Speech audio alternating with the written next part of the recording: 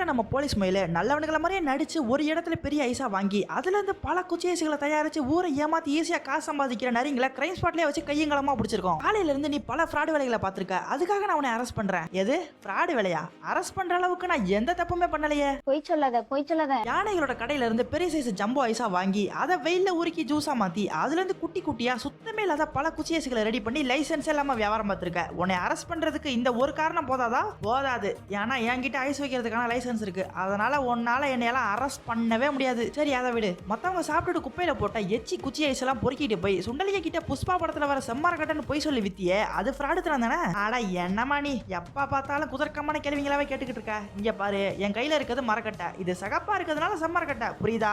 இல்லை நீ என்ன விளக்கம் சொன்னாலும் அதை ஏற்றுக்கொள்ள என் மனம் மறுக்கின்றது. நான் சொன்னதெல்லாம் உன் மனம் ஏத்துக்கிட்டாலும் சரி இல்ல ஏத்துக்கலனாலும் சரி, இதுக்கு மேல உன்கிட்ட பேசி வேஸ்ட் பண்றதுக்கு எனக்கு டைம் இல்ல. நீ இப்படியே சிமெண்ட்டுக்குள்ள காலை விட்டுக்கிட்டு இங்கேயே தனியா நின்று எதையாவது புலம்பிக்கிட்டு நான் போயிட்டு வரேன்னு இதை நிறைய நம்மளால ஏமாத்திட்டீங்க. எஸ்கேப் ஆயிருது. சத்திய சோதனை.